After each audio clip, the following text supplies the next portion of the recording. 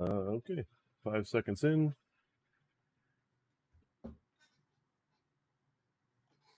All right, boys and girls. I believe we're live. So, welcome back to another episode of the Old Man Gaming Hour. Or so. As always, I am Jake, and this is Josh. I almost forgot who you were. Yeah. Like we haven't done this enough. Like I haven't known you since you were born. Yeah. Yep. That's very true. It's facts. All right. Well, this week we're going to touch on and go through, not super in depth, but we're going to touch on the important things about the battle profiles and rules updates that we just got in September, just about a week ago. Well, not even a week ago, probably 5 days ago ish. We get it on Thursday. Yeah, probably Thursday. I don't even remember. But yeah, so we're gonna go through those. There are some important ones. There are some minor ones, but we'll touch on all that for you guys in this video. But at first, the bot did work. Awesome. All right, cool. Let's go ahead and get into the pre-main topics. Actually, I kind of like the sound of that. The pre-main topics. Yeah. Outside of Warhammer, what did you do this week?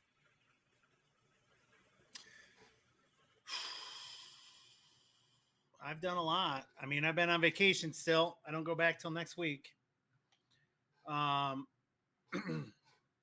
So I took Ethan for his driving test on Saturday. Nice. He crushed it. Happy 16th birthday to Ethan. He crushed the car or nailed the test? Like the car's still intact, and the guy gave him the pass. Nice. All right. Yep. He's a driver. Yeah. Well, he's not official till tomorrow, I think. He has to check in with the state of Lansing, since we did it on Saturday, or the city of Lansing. The state of Lansing, yeah, that's good. So he has to check online, and hopefully they'll bump him up tomorrow. Yeah, I got you.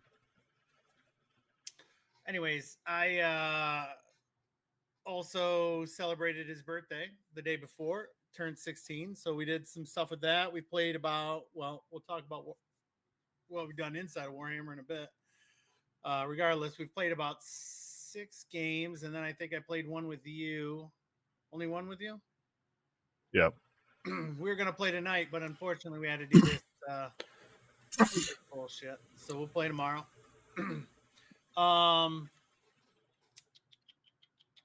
Damn, I haven't done much outside of Warhammer. I cut the grass today. Oh, cool. Guess that counts. Yeah. All right, well, cool. I mean, congratulations to E and his performance of driving the cars. I liked it. Outside of Warhammer, I guess this week, haven't done much outside of Warhammer either, aside from the normal stuff. But we did go 2-0 in our doubleheader at softball this week, earlier today. Played a new team. They were not good. You play the same team twice? Yeah, it's always the same team in a doubleheader. Okay. So we beat the pants off them in the first game. It was like 15-3 or something. Looks and like then the balance was on Wednesday. Oh, okay. That's fine. Whatever. Go ahead. Tell me more. Yeah, and then the second game, we didn't hit it as good, I guess, or the whole team didn't hit as good. So we beat them I don't remember what it was, maybe 10-5 or something like that. Nice. Yeah, it's a couple easy games, which I think our team needed because we are not good either. Also not good. Yeah. So yeah, but that we did that today, Abe and I. But yeah, that was about all of the extra things outside of Warhammer. Okay. So yeah, What's my desk? outside of Warhammer, that's it. Work desk. Yeah. So I'll go first. On the work desk this week, I actually did something. Oh, Oh, where is he at? I'll grab him for you real quick. I know where he's at. okay.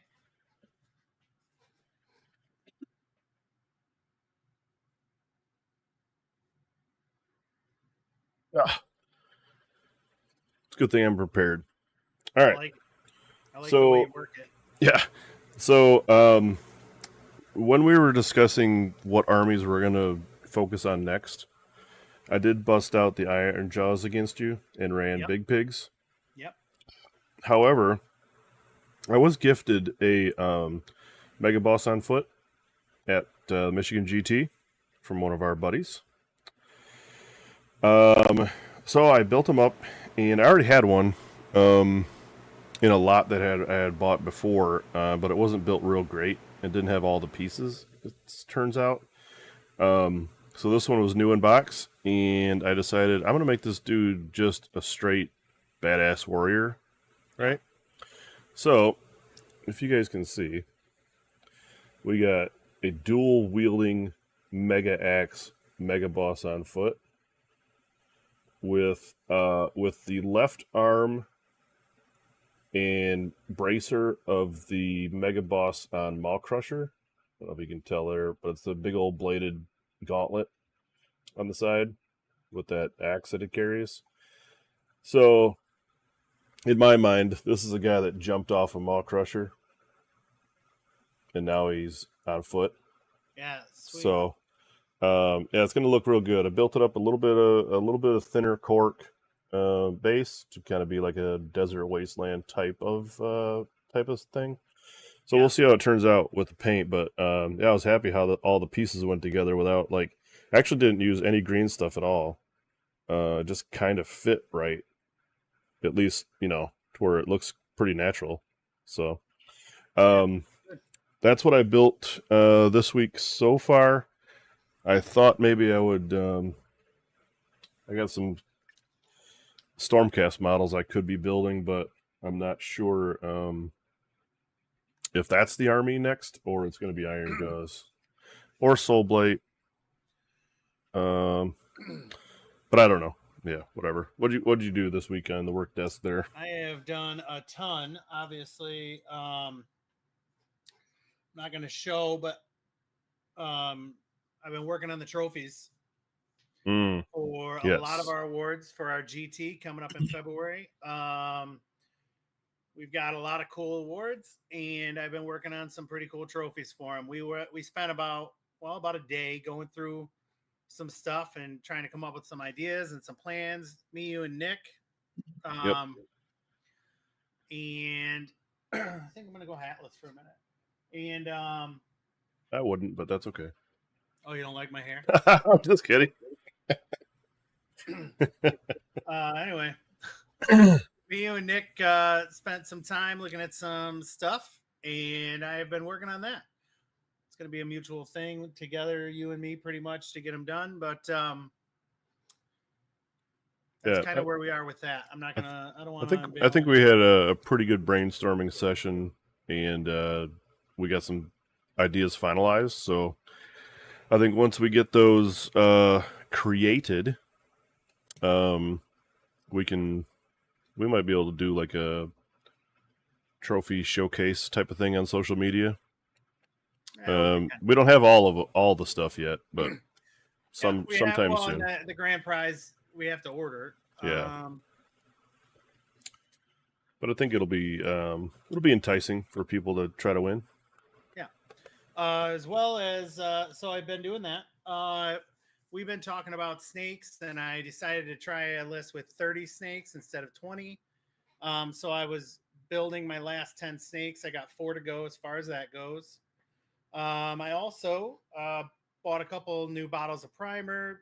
Started working on priming Ethan's army. I've got a couple armies that I can run in GTs at this point, and he only has one or none. He has none. And so I figured, well, it's time to get his OBR painted. So the next time we can get him into a GT, he's playing with a painted army. We have a color scheme. I bought a bunch of his stuff on eBay. And one of the guys' color scheme was pretty cool. So we're going to try to do that. And I think it'll be pretty easy for me to smash out. It's mostly contrast paints. And so I did a Zenithal with black and then bleach bone or the bone, wraith bone or whatever over the top of it. And I'm going to get started on that maybe tonight. We might get that going this evening. Nice, man. Sure, he'll be excited for that. He'll be fired up. He's literally beat my ass the last 2 days. Good. You need it sometimes. I played LRL. Oh, I did. I finished up the LRL I was working on. I got a couple more models left to build for that army, but I'm not gonna get too hot and heavy into it because I've decided to go snakes for right now. So I think my next thing is to iron out if I'm gonna run Marathi, which right now I'm thinking I'm gonna. And then I'm going to start working on a good display board. All right. Because that's I lost some points there. My bases aren't super ridiculous. They're kind of basic. I don't know if I'm going to redo those or not. I may. Regardless, my display board is just a flat board, the one I run with my witches. And so it'll be easy to craft a new one. I don't know what I want to do yet. I've got a big terrain piece that I printed a while back and I built the other night. And it may be part of it. And then I got something when I was looking at stuff for the trophy. I also picked up some a model that I want to print that I think will look really cool on a display board. So got some things. Some things to do. I've got some things done. Yeah, at least you got some stuff planned out for sure. Yeah, and I got 9 days of work coming up, so I'll be doing a lot while I'm up there. I'm gonna probably build my Legion Imperialis army, and then I'm gonna probably work on painting Ethan's stuff. I don't know, but that's the plan. So yeah, cool. Very good.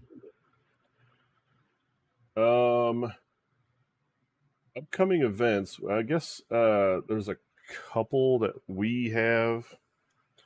But as far as other upcoming events go, I know that there's a smaller GT in Pittsburgh, not this upcoming weekend, but the following weekend.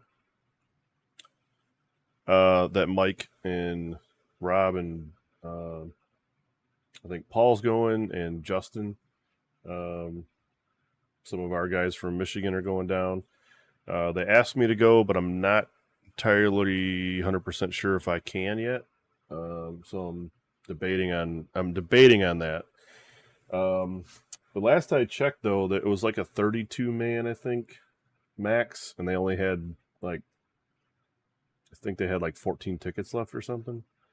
Okay. So I don't know if that'll fill up or not. But you guys can check that out on BCP if that's something you're interested in doing or going down there. I mean, it's a little bit of a hike. I think they said it was like 6 hour drive, something like that, 5 or 6. Pittsburgh is kind of far, but me and the boys made the drive once. I mean, I'm not sure it's not that bad of a thing, and they were getting an Airbnb and splitting the cost, so kind of keeping it down a bit. But that'd be a hell of a long weekend. Probably drive out there Friday night, play all day Saturday, Sunday, and then drive 6 hours back Sunday night. I'm gonna guess that's how it's gonna go for them. Yeah. But yeah, I don't know. It sounds fun. If I can swing it, I'll do it. But I will say that I think on the fence is leaning toward not going, but we'll see. But the other upcoming events that we need to discuss is the RTT and the GT we are running. Yep. Because why not self-promote ourselves? Is that how it goes? Self promote ourselves. Yeah, we Yeah. can do that. It's our shit. We own this shit. True. So November 9th, if you guys are looking for an RTT in Southeast Michigan, we're going to have another RTT at the Our House Games store in Monroe. Montucky. Follow all of our social medias, our Discord, if you're not already in it, for the information. There is a BCP link. It's just called the OMG November RTT. So I think, let me double check. I know we had some signups recently. We are at 14 players out of 22 possible. So what's that put us at? 8 tickets left. 8 remaining.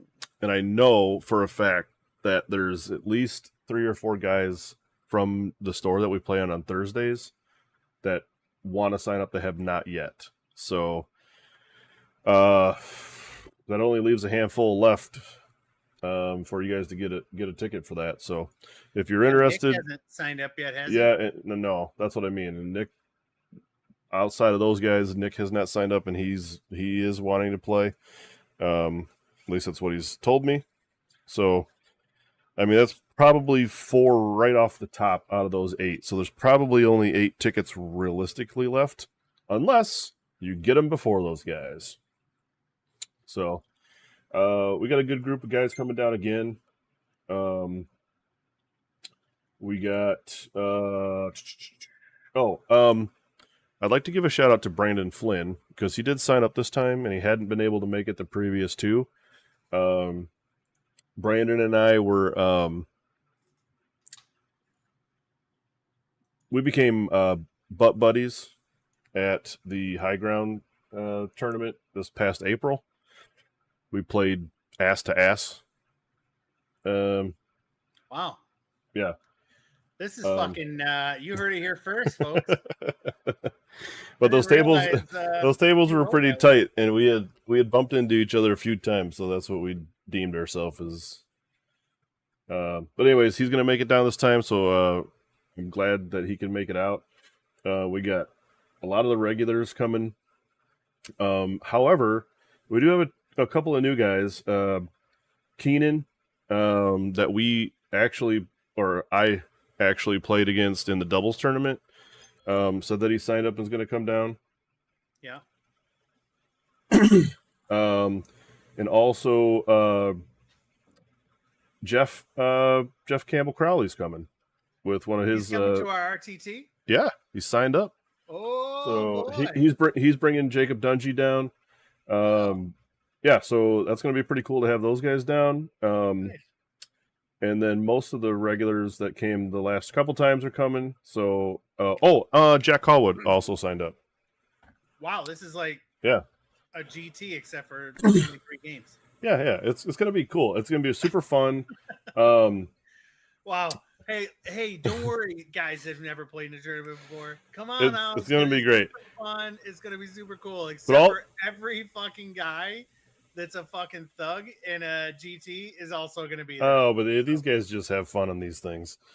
They bring fun lists. Rob's not coming and bringing his like 800 blue horrors this time. So I'm playing blue horrors. Oh, you don't have as many as Rob did. I guarantee you that. But no, I was trying to tell those guys at the store, not to be intimidated about signing up. Although there are very good players coming to these RTTs, you won't get to play them. They're like, well, if you don't draw them round 1, you ain't gonna play them. But if you do happen to, all these guys are real good dudes, and they'll help you. Even if you know what I mean, like. There won't ever be a thing like they're going to bully you or anything. It's just, it's all fun. It's all good games. Anyways, so moral of the story, or to the point, is we have 8 tickets left currently. I assume that's going to go up quicker than not quick. Yeah, that's the way to say it. Yeah, I think that's right. English is good and easy to learn. But outside of that, we do have our Old Man Gaming Open in February. It'll be our GT that we're gonna run.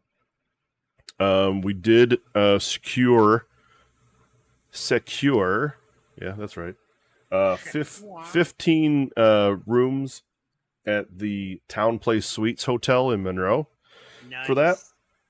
I love it. Currently on our ticket, we have 7 king rooms and 8 double queens for super discounted rate.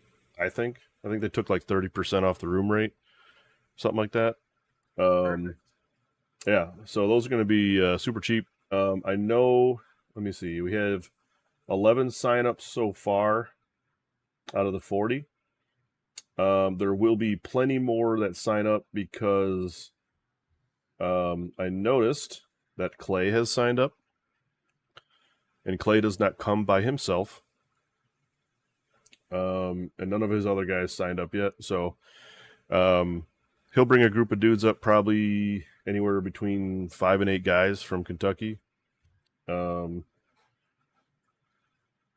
And I know that there's other guys that's talked in the Discord about signing up too that haven't yet. So hopefully that one gets sold pretty fast too. But again, if you guys are looking at the next GT that you're going to attend, and it's not one of these other major ones that are coming up, I know we have like when we get into later in the year, there'll be like I know that the Wicked Dicey crew run a big GT out in Boston. And I know the North American Masters is coming up that Mike was telling me about. So like if you're not playing in one of these other major ones, and February is a good month for you to target a GT, why not make it ours? That's all I'm saying. Yep, it's going to be a good time. We're not going to play in it, right? For a change, unless we need to fill in for a ringer or something. But yeah, we'll play a game or two, or if there's an odd number, maybe. But yeah, I think it's going to be a great time. So come on out and get your feet wet in a GT and start making friends. That's what we do. Hell yeah. Hell yes. All right. Moving on from that, we do have a sponsor to tell you about, because the sponsor's been with us from day one, and he's never going to go away, I don't think. So Andy over at Gray Matter Games. Gray Matter Gaming? Gray Matter Gaming, I think. Yeah. So, again, we want to shout him out. He helped our club get off the ground, literally, through support from day one, when we just had posed the question to him that we're going to start running some events, and asked him if he could help us out a little bit, and he did. And I think he's got a customer for life as far as I'm concerned. Great guy. Great guy. We exclusively use our mats from him. We've bought our objective markers for our team from him. And if he puts something, I bought a city map from him for Marvel. Yep. I mean, listen, the guy is a great guy, super nice. He's let us borrow mats before because we didn't have them for a tournament. Now we've made our purchases. Yep. And I mean, yeah. Can't say enough about this guy. Also, I don't think we've mentioned this before, but he also has he is selling through his website now terrain and I think dice, if I remember right, from third party companies, but he's letting you purchase them through his site. It's like 3D printed terrain site right now. I'm pretty sure it is Gray Matter Gaming, and I don't see that, but I could be in the wrong place. Oh yeah. I'm looking at. He's got like printable terrain or whatever the company's called. I can't remember. But yeah, terrain-based markers. Yeah. He's got the double neoprene, like area train looking stuff. Just digging through. I mean, he's got tons. Yeah, of stuff he's got a ton of stuff. Check him out. It's graymattergaming.org. Right? .org. Yep. .org. Yep. So yeah, check him out. Super fantastic dude. He's got all the stuff you're gonna need if you need anything. Oh, and he has those movement trays. I like those. Oh yeah, the magnetic movement trays are pretty freaking fantastic. Yeah, so he might have some new products coming out within the next year or two. I'm not sure. He alluded to it once before when I talked to him, but I don't know, how solid that actually is. But I mean, if maybe. you're not upgrading your business, Yeah, if you're not moving, you're dying. Yo, Tim, what up? What's up, Tim? We always run this late, brother. Well, we ran a little late today. I wanted to hang out with Ethan, watch some football, and then Jake disappeared for an hour. So. Yeah, whatever. All right, on to the main topic today, and that would be, drum roll. That would be the Pop Smoke. Jesus Christ, this freaking COD motherfucker. I don't know what that even means. Anyway, that's like an old 40K. That's like Call of Duty shit. Pop the smoke screen. Anyways, battle profiles and rules updates. Oh, Andy also sells. He's got a link to Baron of Dice. Sorry. Anyway. Yeah, no, I figured he had dice in there. I can't remember who he had them through, but anyways. Awesome. Yeah, so the battle profiles and rules updates came out Wednesday, Josh said. Yeah, looks like Wednesday the 25th. I got the PDF that they issued on this pulled up. We'll go through it in a kind of a quick clip because I'm sure the player base has all the information already. It's been a couple days. Our thoughts on it. Yeah, so we're just going to give our thoughts, kind of like a high-level run-through of this and touch on the important things. So, first off, again, if nobody is aware, the way that they do this now is the color-coded new updated and deleted things will be on all the rules. So we know which ones that they changed. So there's your little index key thing or whatever. So the first, this literally is like a 50-page document that they put out. It has everything. It has all the points changes and stuff. So when we're going through this, you'll notice that the gold updated thing is on the upper right-hand corner of the armies. And then the green or red points changes will be in the columns there. As far as cities goes, who gives a shit because they didn't change anything worth a damn. Yeah, pretty much. They brought all like the war machines down and the dragons, but nobody uses them, so it doesn't matter. Yeah. Moving on. Let me see if I missed anything on this one. No, all of these is literally every monster or war machine all came down. Talked too much about it. Going on. Moving on. Too much about it. Got it. Daughters of Cain. Who gives a shit? Moving on. No, I'm just kidding. Anything you like here on the points drops? I don't know. I gotta wait until it comes up on the screen because I didn't bring it up on mine. I don't even know. Yeah, I don't think there's anything. I don't think there was anything that I thought was going to change my list. The witch elves, maybe. I don't play witch elves right now. Well, I know, but I mean, like that would be the only thing, probably. Well, and the crone, I added her to my list tonight, and then I realized she only gets to do her bonus stuff if you are playing with the cauldrons. Oh, really? So I promptly took her out of my list and put a small little person on there instead. Yeah. So she's like, if she's standing by a cauldron, you can do one of these bonus things. And I'm like, okay. Oh, cool. I'll never use that model. Glad I built it. Yeah. So no real changes then for nothing there that I think is important point wise. All right. Army wise either.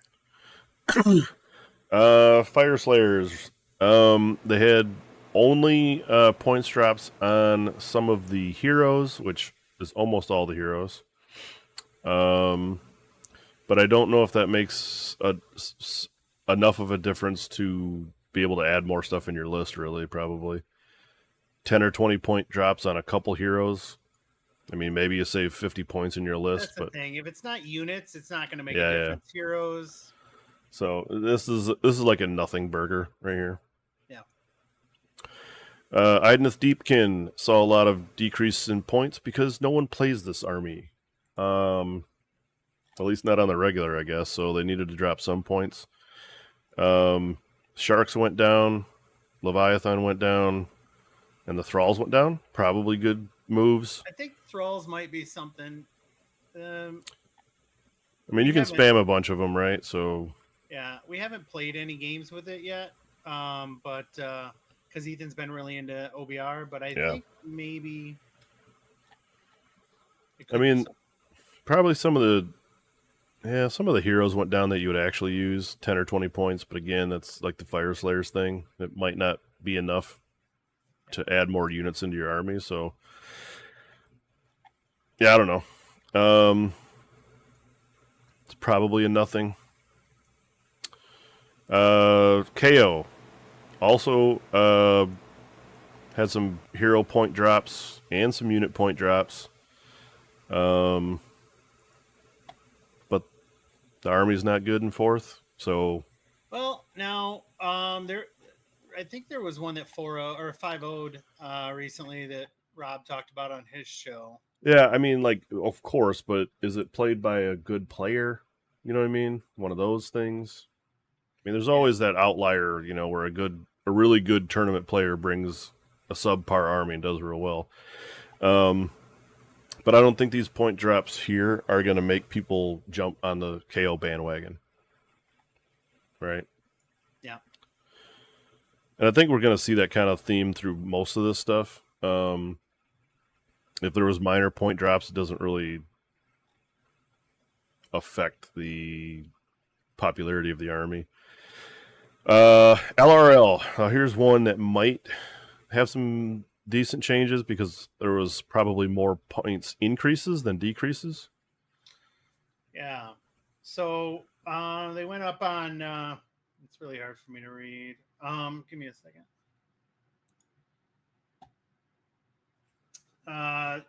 Stuff that I used was the Caligrave, the Enlightened. I think is a pretty well used model. Yeah. Lightner.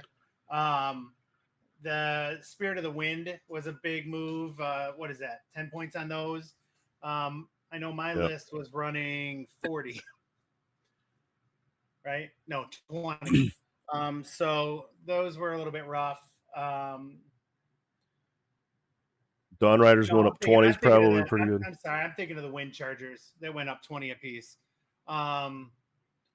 And then the Spirit of the Wind went up 10. I mean, nobody uses the Blade Lords. Dawn Riders are a pretty popular army. And then the River Blades, I think, was kind of a surprise, but it's something that makes every single list at least one unit. Yeah. So like in a list that we're seeing right now in competitive play, most of this stuff went up. I guess the Wind Mage went down 10, but most of it is everything else went up 10 or 20 that are in lists. Aside from the Sentinels or the Wardens, but those didn't change, so it doesn't really affect anything. It may push out. You might have to drop one unit or one hero, depending on where your points were on your lists. I had to drop in my initial list that I was planning on doing. I had to drop one of the Spirits of the Wind. Okay. And then I actually dropped another unit of. I dropped a unit of the Kangaroos, and I added the Twins. So, I mean, yeah. Well, I mean, I think this was worth the points changes here because it made you change your list a little bit. Yeah. LRL is one of the top 5 win percent armies. So it's top 2. Yeah. Well, that's what I mean. Like, if you're in the top 5 and you're above 55%, I think like you need some changes. some kind of balancing thing. This might have done a little bit of it, so we'll see. Seraphon. Does anybody play this army anymore? Luke. Yeah, how'd he do? Or Rick, rough. you mean? What if he watches the show? You're talking shit about the kid. Well, I'm just saying, maybe you should not like. I've made the decision after going 2-3 that Feck isn't it right now.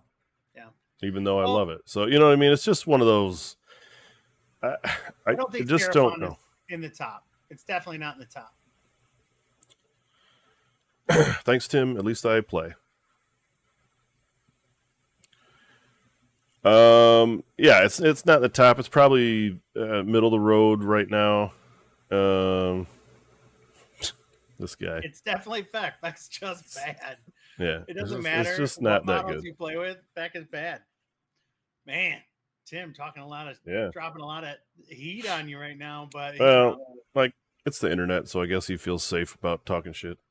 So, yeah, I don't know. There's not that many points increases here on Seraphon.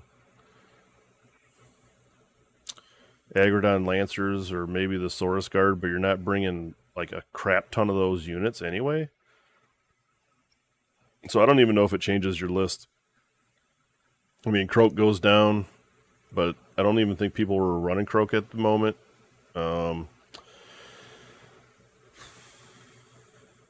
Yeah, I don't see enough changes in this to where it would warrant like, oh, we're just gonna run Seraphon now.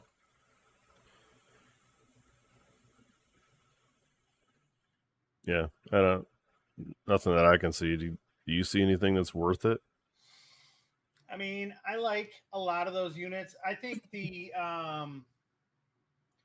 thing that is big is that the Hunters of Honchai or whatever they're called did not go up points. Those are ridiculously good. Oh yeah, those are the ones you can like deep strike in. You only charge D6 instead of 2D6. Okay. I think there's a list for Seraphon. I think they're just fair right now. Yeah, they're definitely not the Seraphon of old. That's for sure. Yeah. But yeah, I mean, like have fun playing your wizard lizards, but I don't think any of this stuff was like, overly like gonna boost them up. Really. Yeah. Oh, Tim wants to play on TTS? No shit. Well, Seraphon you can't do like what you used to be able to do with the Croak Bomb stuff anymore. So I think that takes a lot of their power away.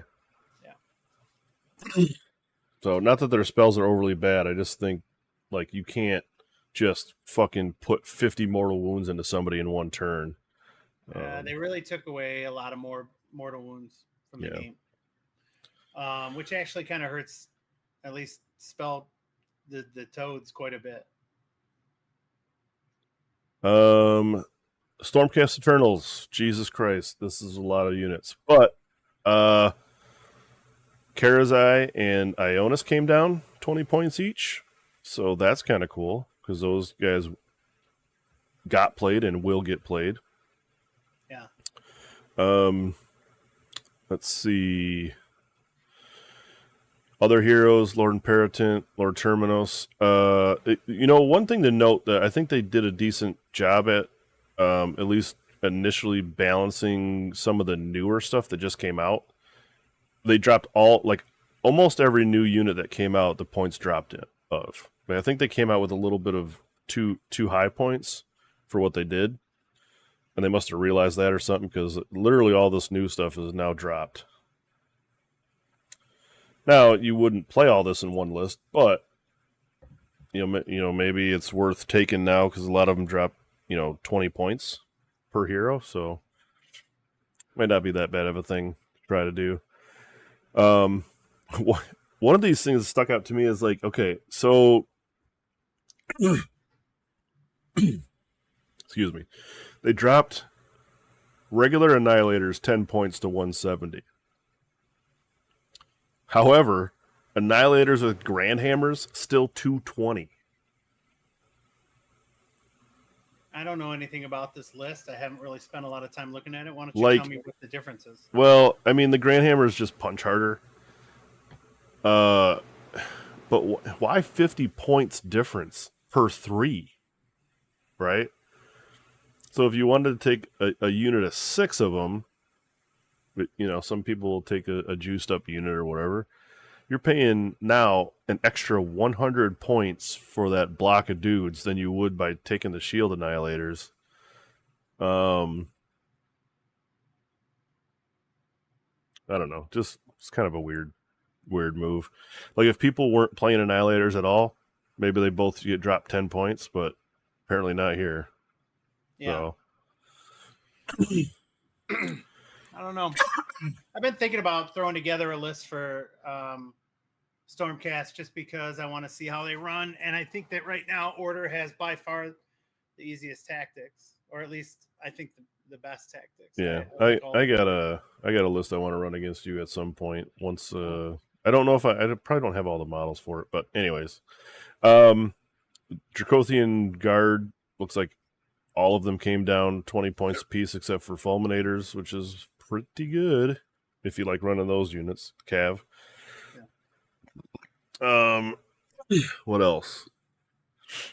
Newer stuff down 10. Dragons came down. I don't really know if that makes a difference in most lists because I think my dragon list is still over points. I've never seen anybody play dragons. Not in fourth, you mean? Yeah. Yeah, I don't know. I think they're pretty expensive still. And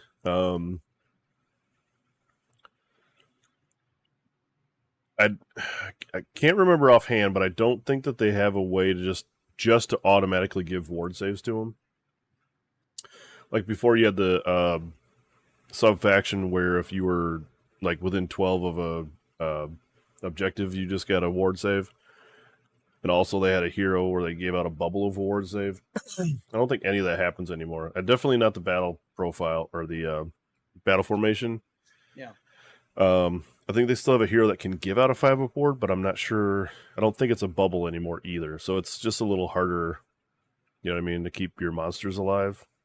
Right. So, but yeah, anyways, across the board, points decreases, no points increases, but I'm not sure if that really makes Stormcast super competitive, but they'll be good. They're always kind of mid anyway. Sylvaneth, not a lot of changes. Tree Lords go down. Tree Lords are bad. Belthanos went up. Belthanos yeah. Turns out this is probably pretty accurate. But Drycha went down 20, so that might be something. I don't know. I like Drycha as a model. I love that entire range as models, but I don't know. Yeah, but no increases or decreases on the units, so I don't know. Maybe this makes Tree Lord the Tree Lord build that Jeff used to run maybe viable in a list. I don't know what the points were prior to this. Like yeah, like the end of third, like how much you could fit in a list compared to now. Well, I'm pretty close to having all my Tree Lords built. But when we see the rules in a bit, they changed some of the Sylvaneth stuff for the better. That's for sure. I think for the better, but they're still not there. Yeah. Beast of Chaos. This is a dead army. So who cares? Roll. Blades of Corn. Look at all that fucking green. Well, they're terrible. So they can they can still do jank stuff. But I had played 2 Blades of Corn players at Michigan GT. Wow.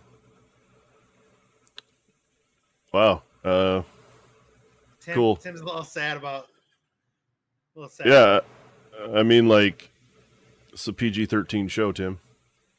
Yeah, so quit fucking saying suck dicks and bullshit like that, because that kind of fucking shit will get us taken off the air. Yeah, instant ban. Motherfucker, asshole. Yeah, well, nobody cares about Beast of Chaos anyway. I think they were a dead army before they were a dead army.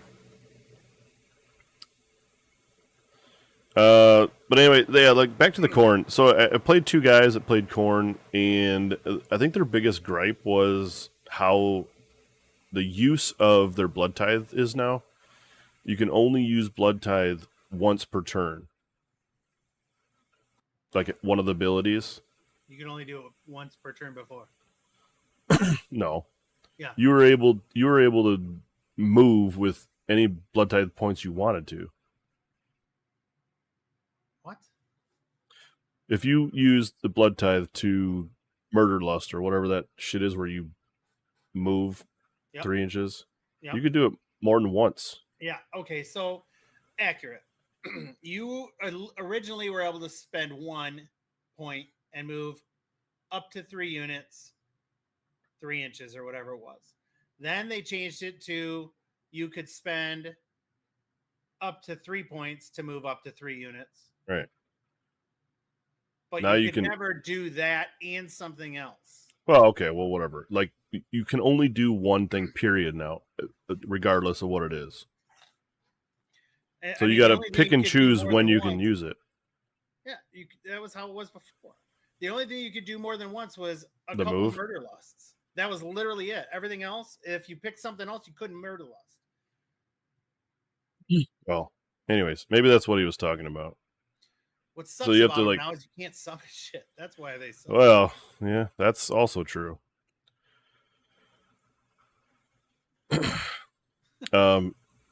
Tim, that was broken, and you know it.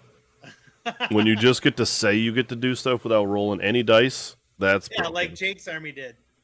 Oh, that's right. Both of you guys played fucking jank ass shit, but now they're both nerfed to hell. So let's keep rolling. All right. Overall, for the points in Blaze the Khorne, probably pretty good because they needed probably points decreases. Yeah, I haven't to even fit more stuff into it. We'll see. I think demons are the way to go. I really hate that they nerf dogs. I don't want to talk about it. Let's just keep going. Yeah, okay. All right, Disciples of Tzeentch. Pretty surprised that the points decreases on this because I think Tzeentch is real close to being top 5. If they're not up there, I don't remember where they landed at. And certain players that really think Tzeentch is pretty strong, and then other players are like, I don't know how they get this to work. Well, yeah, I think it's a high skill floor, because you have to know how to use all your stuff. But when I played Andrew at Michigan GT, it was tough. It was very tough. Literally one unit of blue horrors never died completely. I dwindled it down quite a bit, but if you put one of the, he had those dudes spread out in between 2 terrain pieces, and I couldn't get to the Lord of Change or Kairos very easily. So you almost have to have something that can deep strike them, or decent shooting, probably. But I don't think they have any weaknesses on into a combat army. Yeah. I think it's interesting looking at all these changes. You could probably run your same list. They brought up the Lord of Change by 20. You're bringing a big blob of pink horse, so that's going to be 20. You might bring 2 blobs of, or I'm sorry, not pink, but blue horse. Yeah. You're bringing a big blob of pink horse, so that's up by 20. But then all your fucking other characters went down by 20 or 10. Oh, so, sure, yeah. The Changeling went down 20. Let's see. I guess if you're running the Gaunt Summoner thing, you're bringing some Zangor on disc probably or something, so you can put them in the tower. Yeah, but you were bringing them before. Yeah, I mean, yeah, it's not really hey, we need to points increase this army or decrease it. It's kind of just like even wash almost. I feel like it's a shift. It's like you shifted points from one unit to a different. Right, yeah, so wash. Okay, moving on. Yeah. Slanesh. Bliss Barbs go up 10. Cool. Okay. Seekers went up 10. Fine. The other stuff you never played anyways. I mean, I feel like maybe Bliss Barbs technically just went up 20 because you're bringing a big unit of them. Oh, yeah, right. But I'm just saying, like, it's not that much of a change. And Contorted Epitome, you don't really bring probably. I mean, back in the day, it was really good. Yeah. I don't know. Tim loves Chariots. Who cares if Chariots went down? No one in America. The Chariot could have went down 100 points and no one would fucking take it. Well, if they went down 100 points, then everyone would play Chariots. Oh, whatever. You know what I mean. It's not the best unit in there. It's not good. They didn't increase the Keeper or Slakshi's. Yeah. The same. Yeah. Except for Contorted Epitome, I think. Yeah, but I don't know if you'd really play that. Like in the list I've seen, some people brought the mask still to do that little teleport it forward and make you make a decision type of thing. Yeah. But yeah, it's like the list I'm kind of working on brings double unit of reinforced archers, 1 Bliss Barb Seekers. Who's that? Schlaxy. Yeah. It currently has Keeper, but I may drop the Keeper. Reinforced unit of Demonettes. And then the Twin Souls reinforced, and 1 Miramadesh Painbringers unit. And that's it. So most of your army went up 30 points. Yeah. And that probably doesn't affect it, right? Yeah, pretty much. It's not going to change it at all. And I'm actually thinking I'm going to get rid of the Keeper because the only unit I actually have to bring back is the Demonettes, and I don't really care about bringing them back. And so that's why, yeah, Tim, I was thinking I would maybe get rid of the Keeper and just play with Schlaxy, and then I was thinking I was going to add in the what's his name? Sigvald, yeah.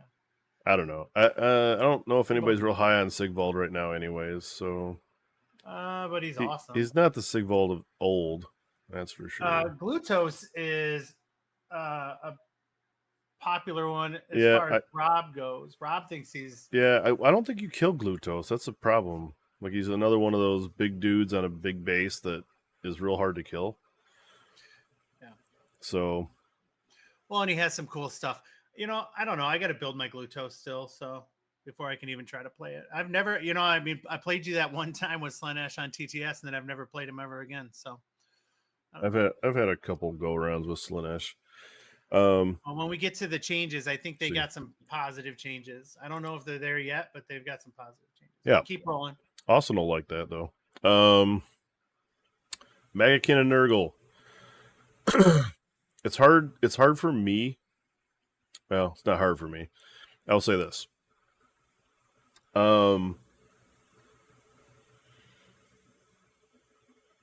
This army can be real good. We don't have anybody in our current play group outside of Nick that plays them. And Nick doesn't play enough games to play them efficiently, I think I would say. Like he knows the rules and he knows what he is trying to do with them, but I think there's some efficiencies that he's not running. He's high on Beast and Nurgle, which are not good anymore as far as they don't work the same anyway. You can't reinforce them. They literally have a rule that says you cannot reinforce the unit. They're beasts, so they're never going to hold objectives. They're just like little missiles you send in that you can when they die they can come back once. Blight Kings went down though, so to 190. Yeah. So if you bring in a couple reinforced units of Blight Kings, that could be real good. And then you just run the synergies with them, right? Like the Lord of Blights and maybe Lord of Plagues or whichever one of those guys does the thing you want him to do the best. But they got major across the board decreases. So I think you, out of the heroes and a couple of the units, like if you ran Blight Kings especially, you're going to be able to fit an extra unit of something in your list, I think. So, yeah, I do like these guys. I think they play well. I think this army just suffers from everything else is just better. Well, not everything, but like the armies that are real good right now, there's a lot of people playing them, right? Yeah. Like Nighthaunt and LRL, we see that across the board on all these events. When you look at them in Slaves, where it's just like, if you had a choice, you're not playing Nurgle because you're playing one of the better armies. Yeah. But anyway, I think they could be good. What do you think about Skaven? I think that the book's about the same. They changed some points. They lowered some points. I don't think that they did. I mean, I don't think that they just lowered points in general with the book. I don't think that. I think the changes that they show on here were actually point changes they made in the book. And in the book. Yeah. What happens to an army that's just kind of like mid or bad? Turns out they just remain mid or bad.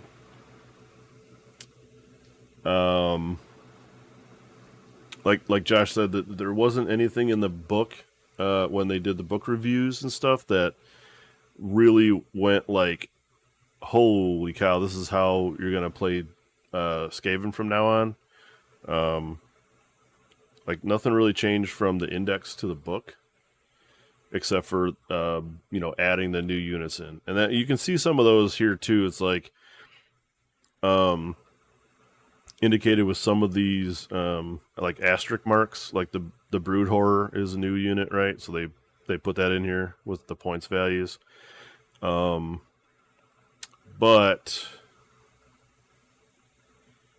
I don't know. I don't think any of the new units had anything like super crazy as far as rules go.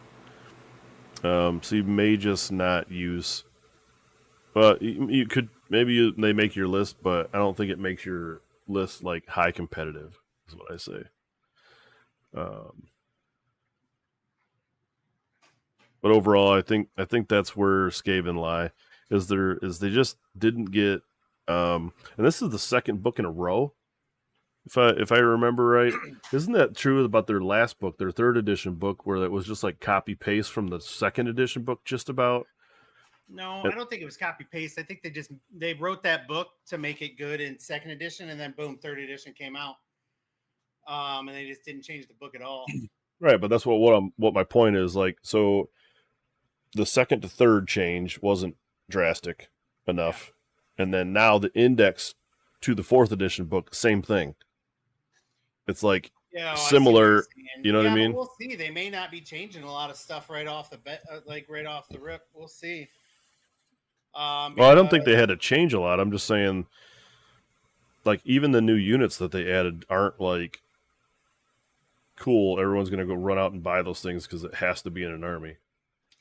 Yeah, I don't know. Maybe besides the priest dude. I mean, I just don't think it's been unlocked yet. Maybe.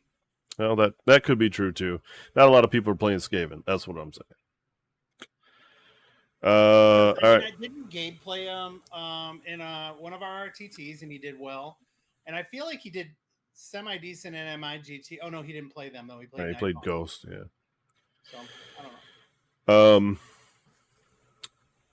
Slaves to Darkness. It looks.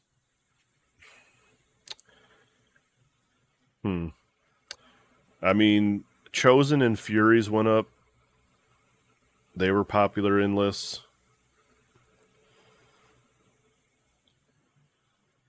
I don't know if it was enough changes. Demon Prince went up 10, and Be'lakor.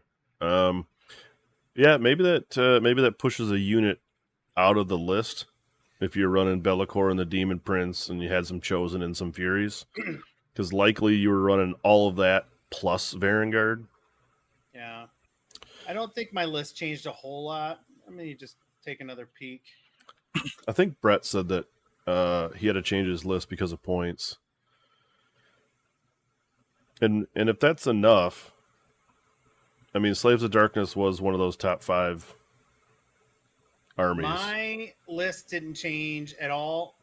It's actually 1940. You were running like less than 1940? No, never mind. This list doesn't have Furies. Oh, it's not the list I run. Yeah, I don't know what happened to the list I run. It might have just been so fucked up I just deleted it. It might have been over by 50, and you're like, "Fuck it." I'll just start over. Yeah, I don't know. I just think that it's harder to fit. Like people were bringing Chosen and Vanguard, and well, that's what I mean. Like maybe now you have to make a choice between having like big bricks of like massive destruction versus like take one of those things out. And yeah, that's what I mean. Like you got to make a choice now, and it's going to change up some lists for sure. Be'lakor going up 30 was huge. Yeah. I mean, it isn't huge though. He's still going to be in every list. Oh, I know, but like because he was in every list and he's that good, it needed to go up. I don't know if the Demon Prince really needed to go up. I feel like Demon Prince was used a lot. So like the top list, Slaves of Darkness were 4-1, 5-0 often. I think they were top 3. And they were over their 55% win rate. They were like 57 maybe. So they just made some changes. I mean, they're going to be the next book out after Stormcast anyways, I think. So we'll see. I mean, there could be just tuning them up for that. I like that list you sent me. This was it this morning or this afternoon with 3 units of Chosen. 3 double reinforced or the 3 reinforced Chosen units. Yeah, that could. Yeah, you just walk forward and destroy things slowly, but it's not as fast as list as the Cav list. But yeah, I still think that's good. It's different, yeah, I mean, but it's still good. If it gets like you can cast run and charge on them though. Oh yeah, and you can give somebody 3d6 charge too, right? So you could get a unit into somebody semi-reliably if you wanted to, right? Or if you play on, I mean, certain maps might be just better to play on too, where you have like 3 objectives in your zone. Oh, man, a 3 objective map, and you just fucking stand on them, and you know you have your Furies and stuff running around. But yeah, I don't know. I thought it was an interesting list that we hadn't really seen or thought of. Yeah, I don't know, Tim. I don't it's hard in a high armor save army to really shoot the shit out of somebody. You can try, but there's not a lot of armies with that good of shooting. Yeah. I mean, we missed some. Vanguard went up 10, but that was not enough of a change to take them out of lists. The other stuff wasn't used anyways. So if you're worried about the shooting in Daughters of Cain, then you're worried about the wrong shit. Yeah. I know all too well. Jack did not shoot me once with his unit of fucking reinforced snakes, and still tabled me in 3. So, spear snakes are it. What's next? Oh, Flesh Eater Courts. Yeah, no fucking changes. Cool. They were right where they wanted them to be. Yeah, apparently they perform as good as GW wants them to perform. 37 fucking %. Not salty one bit at all. No rule changes. No point changes significant enough to do anything but tick all the FEC players off. Yeah, good story. Surprising. Moving on. I just don't. Would help the army though. Look, this is what okay.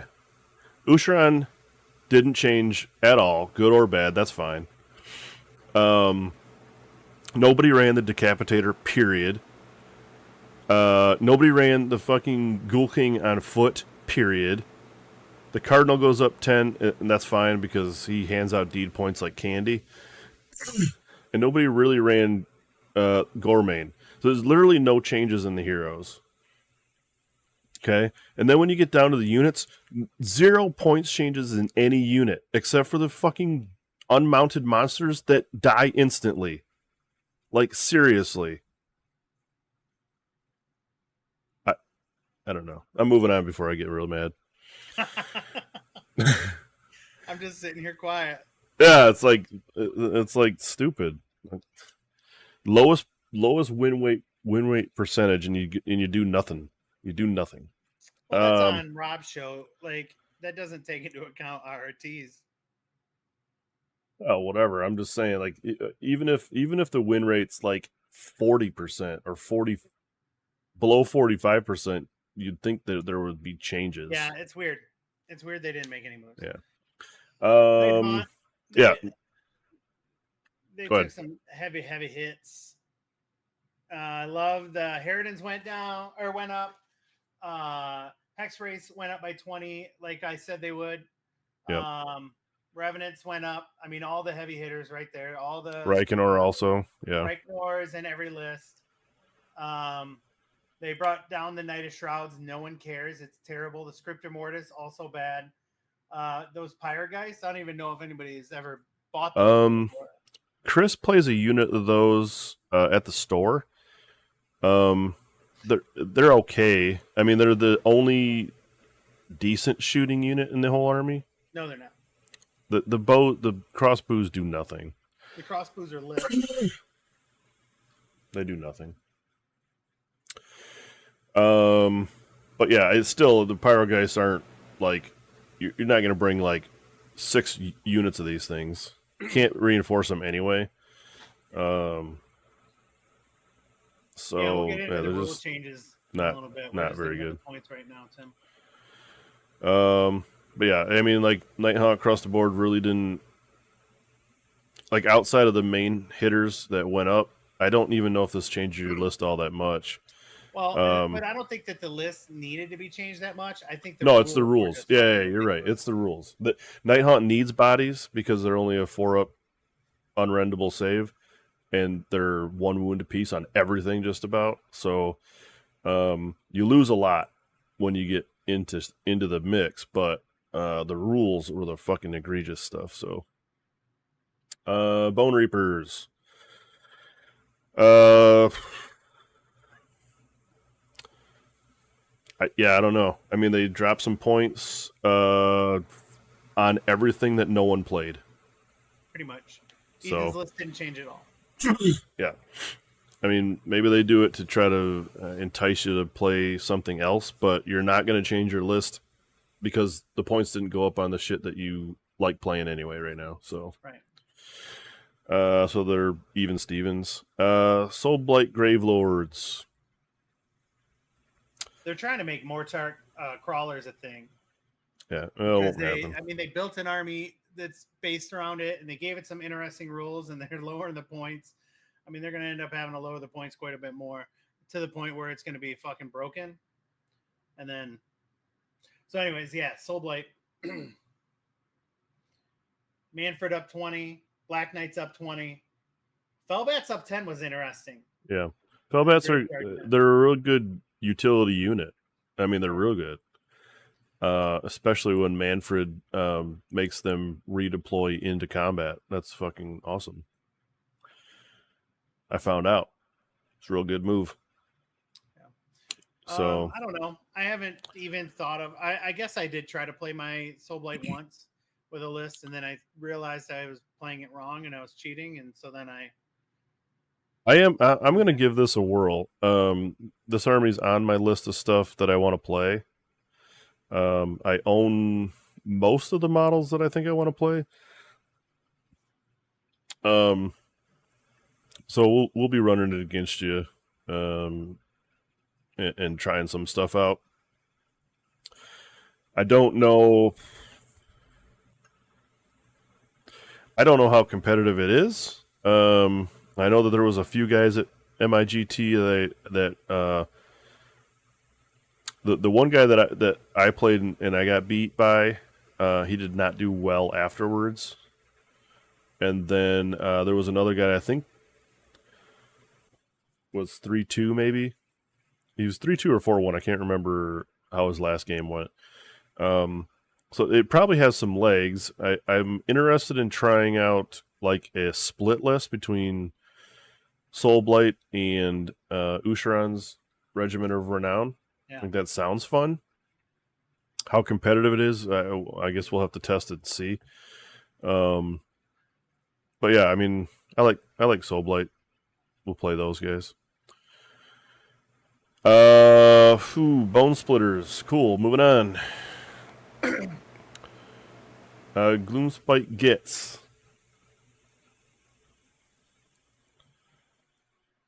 Let's see. Scragrat up. Trug went up. Dankold Trog Boss went up. Fellwater Trogs went up. And Rockgut Trogs went up. I think they realized that Trogs were probably a problem. Although if you want to play spiders, they're cheaper. Spiders are terrible. That's still fine bad. if all those Trogs went up. But I think squigs are going to be a problem now.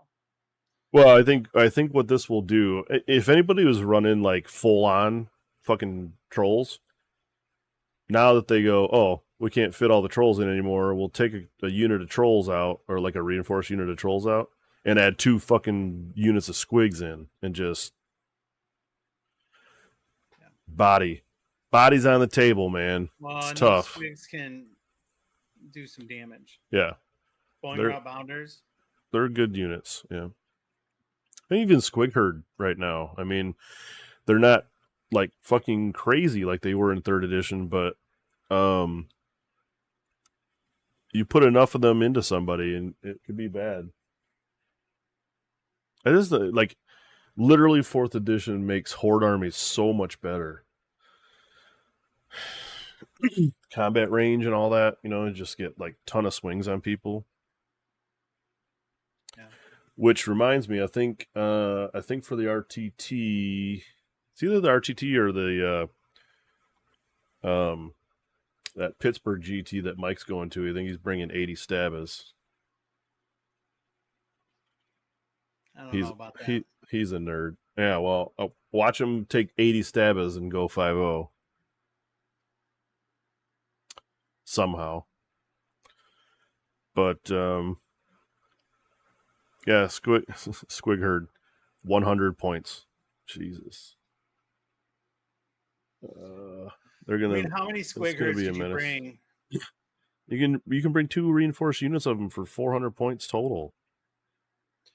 Yeah. I mean, that's just a ton. You could do that 5 times, right?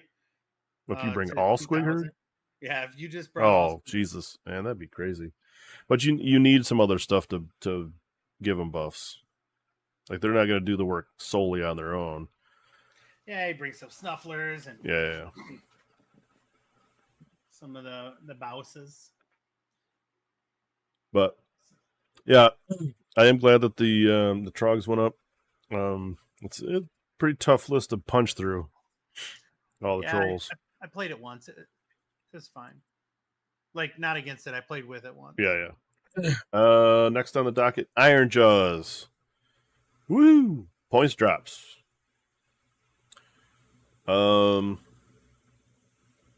Turns out that the big pig list that I ran against you, the points drops were significant enough to upgrade one of the regular Maw Gruntas into a Hack and Crew pig. Yeah. So, and those pigs do hella more damage than the Maw Grunta pigs. And they got different rampages too, which is pretty cool. I wish I would have made a charge on you at all in that first game. I think it would have been pretty fun. Yeah, I don't. Do we want to talk about that game? I think I took off 2 maw crushers and a big pig on turn 1. Yeah. Why? Because you missed every charge. because I miss like 6-7 inch charges. Yeah, it's pretty bad. It was really bad, and let me tell you, it was +1 on the charge because I called the WA, and I missed every one. I'm with you, Tim. I think foot troops might be the way to go. I don't know if you could do all foot troops just because they're slow as shit. But yeah, maybe. Well, to be fair, I think the big monster list has some play. Like when we played the rest of that game out, had you not taken the double turn, I did well into you afterwards, right? It's true. Yeah. Once you got to swing at me first, I did not fare as well. Yeah. So I don't know. It's probably still not enough like bodies on the table to like hold objectives and things. I think it's more of one of those lull your opponent into striking range and just try to destruction boy the shit out of somebody. You know? Yeah. Well, I think it'll be like one of those things where it's like you do a fuck ton of damage and cripple somebody, or you don't do enough and you get hammered.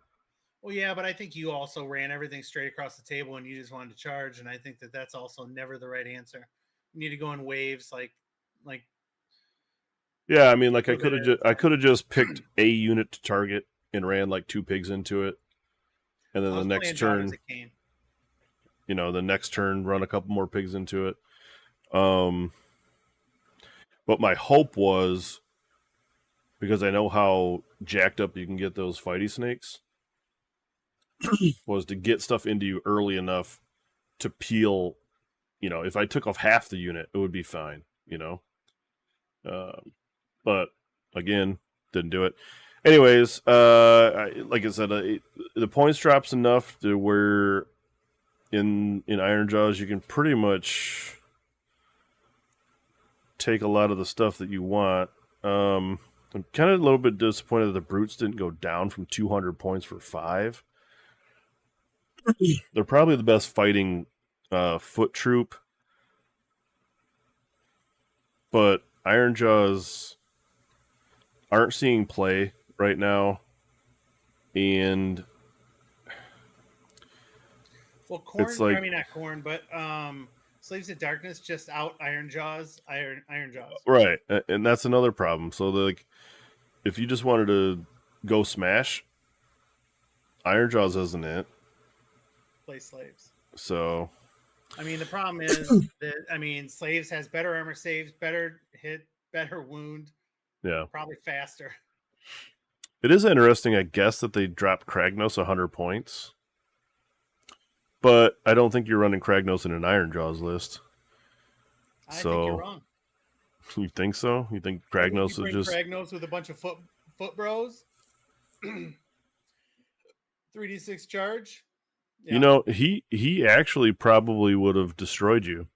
Now that you bring that up. If I brought Kragnos and dropped a Maw Crusher, and then all my shit had 3d6 charge, I probably wouldn't have failed the 7-inchers. Yeah, it would have been a fast game. Kragnos stands in the middle of the board handing out 3d6 charge to everybody. Awesome. That's how you used to play Ogres. Yeah.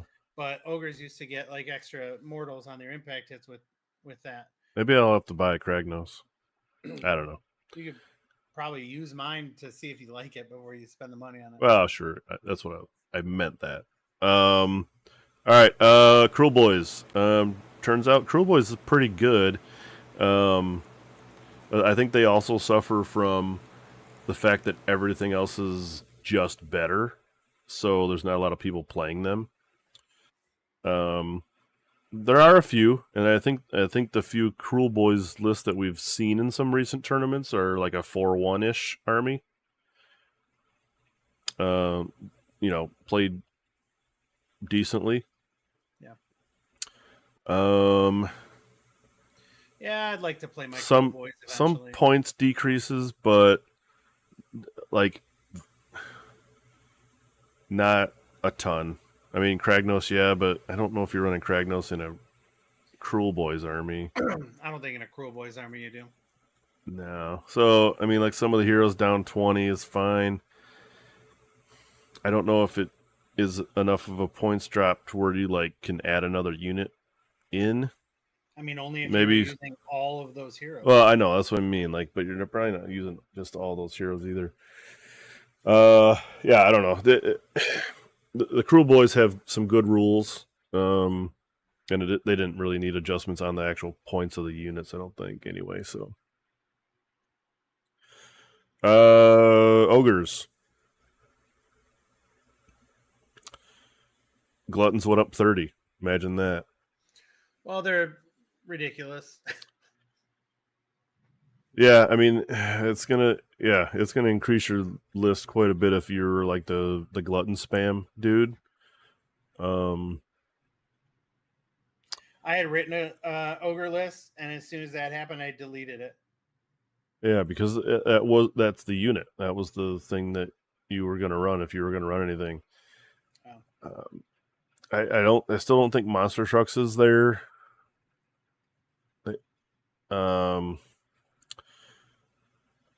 Yeah, I mean, Monster Truck and Kragnos was a thing of the past, but I don't think that's probably a real competitive list anymore. They lost their it's called Rampage now, but it's, you know what I mean, like they lost their like ability to like hop around like crazy. So yeah. Yep, already said that, Tim. 5 minutes ago. Welcome to the show, Tim. Yep. He's on a super delay. Oh. Well, he's been typing. I know. I'm just joshing. Sons of Mayhem Kragnos down 100. No changes whatsoever, period, across the board. And they're a fine army, I think. They did have a rules change to where now they can't bring all of the endless spells. What? So you get it. What? Yeah, they had the original rule was like it was an artifact or something that allows you to cast out an endless spell as if you were a wizard, but it didn't limit them to a certain set of endless spells. You just picked whatever the fuck one you wanted to. So now they made it where you have to put a manifestation lore in your army, and then you can only cast out those ones. It's kind of a small change, I guess, because you're only going to take the ones you want anyway. But oh, what's up, Alexander? Oh, you got 3 Iron Blasters you want to try out? I don't know. I don't know. Maybe Iron Blasters could be cool. I don't play ogres, and the ogres list that I've played before, I think they've only ever used one. At least the guys that I played. So, but I say, why not? Play what the fuck you want. If you think they're cool, play them. Yeah. I mean, now that they changed the price of gluttons, it's yeah, you're gonna have to change your list up anyways. Different stuff, yeah. You know what you can do, Alexander? If you try out your 3 Iron Blasters, leave us a comment on the YouTube video once we get it posted up, and let us know how it went for you. Yeah, because it'd be interesting. I think I have 3 Iron Blasters, and I've never actually played with my ogres, but I've considered switching the bases. They're all still on square bases from back in my Warhammer Fantasy days, but I would like to play. I think a shooty ogre army. Me and Tim have talked about this a lot. Like a shooty ogre army, like modeled up to be pirates. Oh yeah, that'd be cool. Fucking cool. Sure. I mean, like you can make them into something real cool looking. Yeah. All right. Regiments of Renown. The only changes here were they added the 2 regiments for the new Skaven models. So no like changes or points adjustments to the other ones, but in case you wanted to, you can bring the new Criddock, the Foul Blade guy, little foot hero with 10 Storm Vermin and 2 Doom Wheels, or Doom Flares, I mean. Or the Warlock Galvanier, 3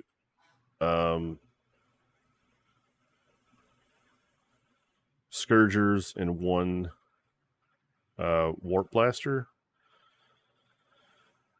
So I don't know if these are good or not. They're brand new, so we'll have to have people run them in some lists and see.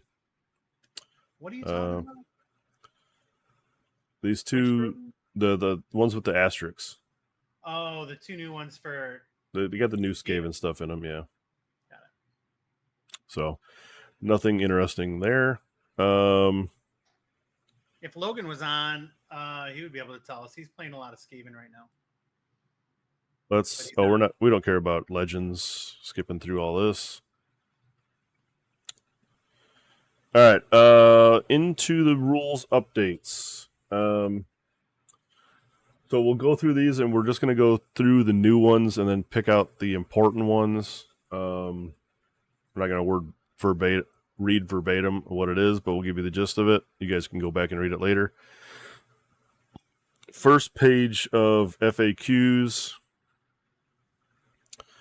Can't remember if any of these are notable. I think these aren't changes, are they?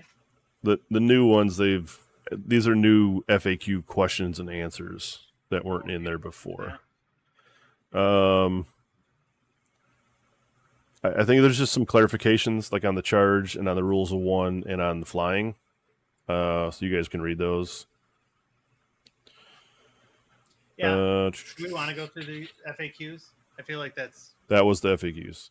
Oh, that was all of it? Yeah. Just some clarifications.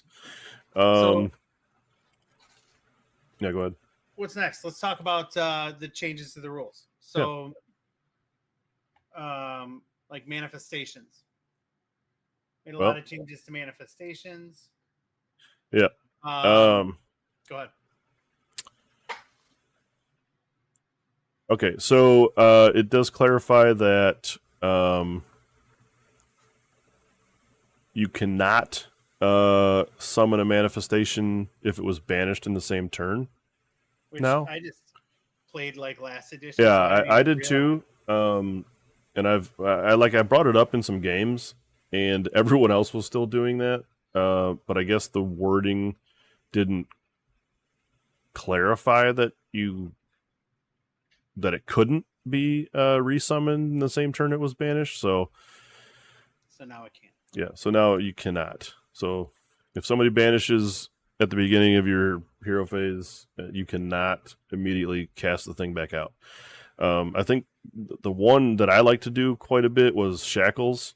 So like it makes it harder now if they wait to banish the thing. Yeah. I like to cast Shackles on my opponent's turn. Oh yeah, it's a cheap cast, and you can get it out. But the problem is like if they banish it and then it becomes their turn, or if they banish it in the beginning of their turn, you can't like do the CP and then recast it right away. Right. So you used to be able to, which would have been cool. I like the change they made with banishment, where you add 1 to the banishment roll for each manifestation. Yeah. That's going to help out quite a bit, actually, because like some of the armies that can like free cast like 4 spells out and have them all over the board, you're like almost instant going to dispel one or banish one, right? So I did put an interesting chart up in the Discord on the percentages of how many spells were out on the board versus like how likely of a dispel or a banish it would be. Somebody made a graph up, and it's like if they have 4 spells out, you're like at 94% able to banish one. That's interesting. So it's a neat chart. If you take a look at the Discord, I think it's under the 4th edition chat. I think I put it in there. Okay. So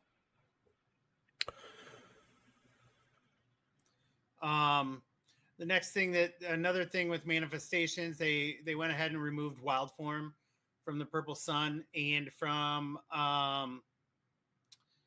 what was the other one? The Jaws, Gnashing Jaws. Yeah. I feel like that's fine. Yeah, like, that thing. If anybody didn't know, that's just the passive ability they had to where if they were banished, they didn't instantly die. They just took like half the wounds or whatever, half the damage. Yeah. Yeah. So now you can just banish them. Now is the only one that That can't doesn't be instant die. banished Yeah. off the table. Yeah. And then the other big thing, they went up on suffocating Gravetide's casting value to 8. Feel like that's fair. That's Yep. about it. Oh no, the other, there's one more thing. Morbid detonation with malevolent maelstrom. Oh yeah, it has to now explode. It has to explode. Yeah. Yeah, that's good. I didn't realize that either. I didn't either until when I was playing the Zinch guy and he cast it. I was like, oh, cool, it's got 6 points. It's next to your shit. How much stuff dies? And he goes, none. I don't have to explode it. And I was like, what? I don't know about that. But yeah, it literally was you choose if you want it to explode.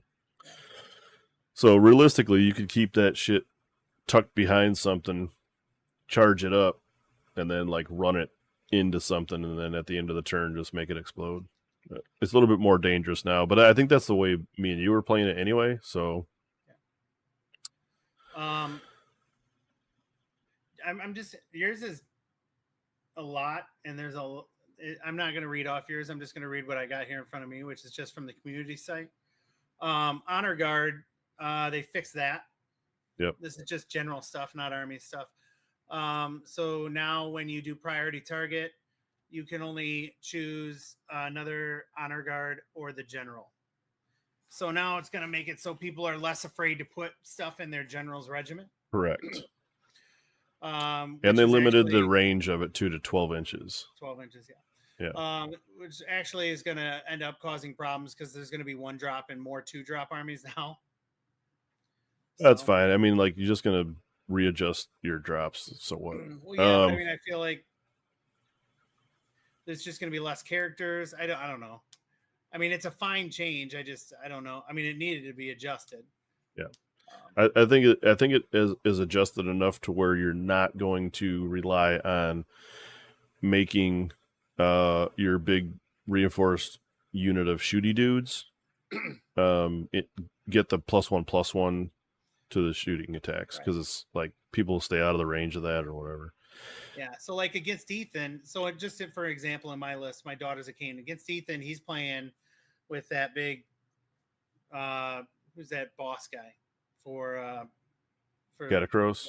Catacross, and then he has the Archaea, and those are his 2 units.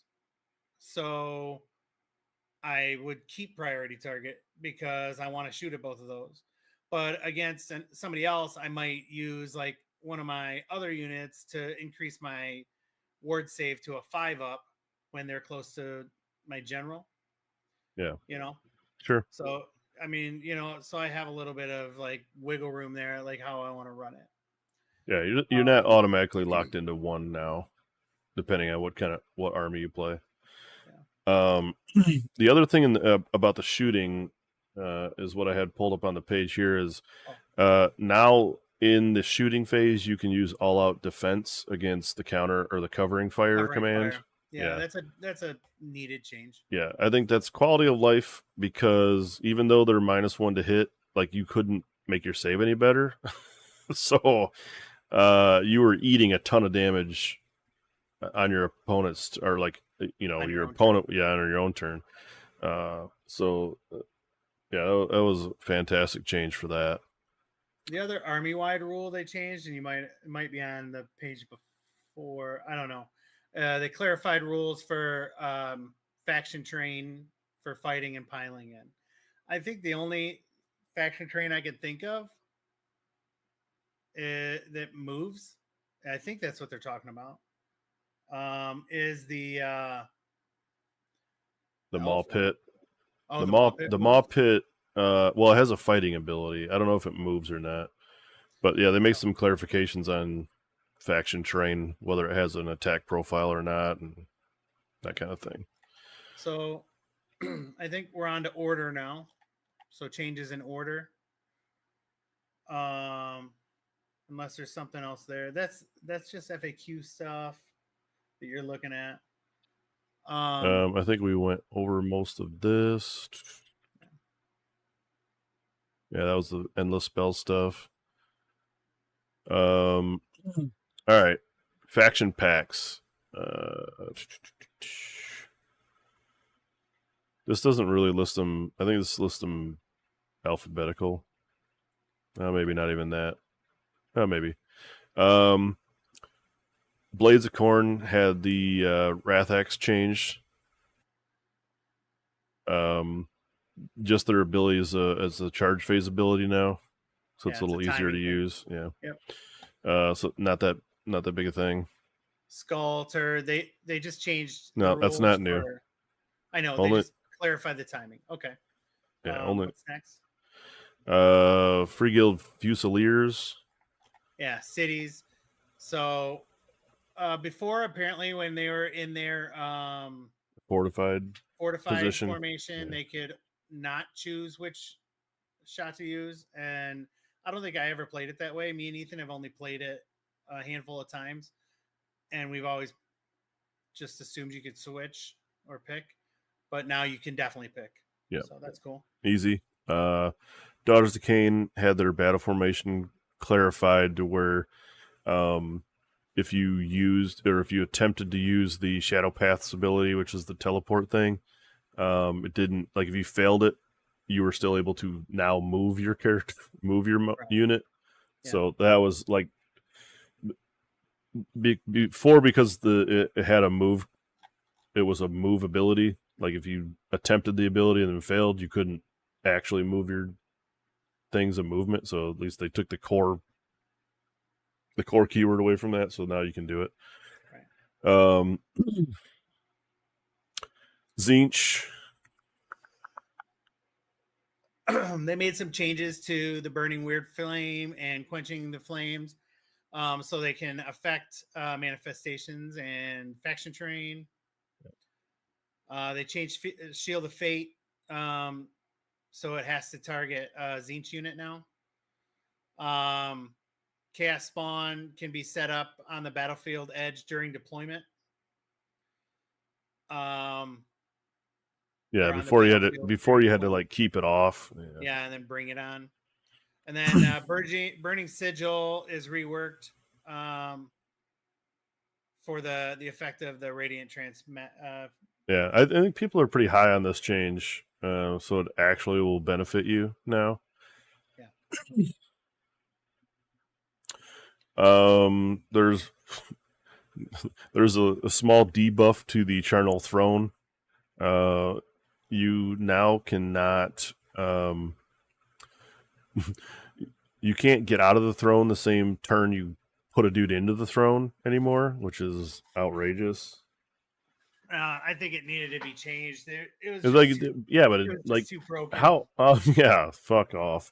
Like literally, you never did that anyway. Unless the only time you ever would do that is like if you got your dude into the chair, and your priest gave the dude D3 and it hit a 3, and then the chair gave the dude a D3 and you hit a 3, so he'd be maxed out on points, and then exit the chair, right? So the next turn a different hero could jump in the chair and earn some deed points. But realistically, that happened like 0% of the time, so you never even did that. So like, thanks for the change, GW. It had to be adjusted. Yeah, it was so strong. Yeah, cool. Fire Slayers. I think they're letting that rune buff, vying for glory, or whatever, or the rune, the Auric Runesons vying for glory. I think it's cumulative now. Is that add one to the text for the rest of the battle? Okay, this can be multiple times. Yeah. Yep.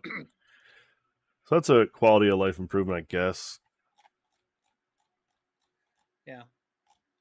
It's whatever to me. Web Spitter Shaman has control value of 2 now, which he should have had before, so that was probably a misprint. Nobody cares about that at all. Kragnos.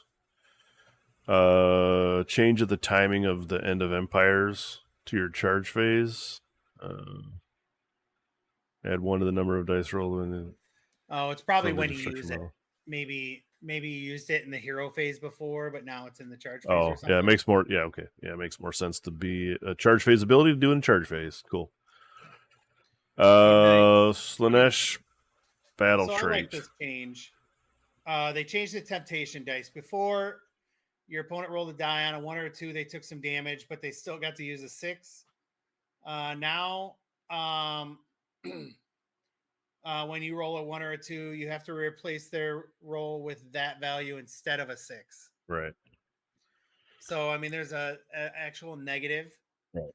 Before it was like to you just using the dice. take the 6 and who cares, right? Just take it. Lumineth had a battle trait change. Shining Company.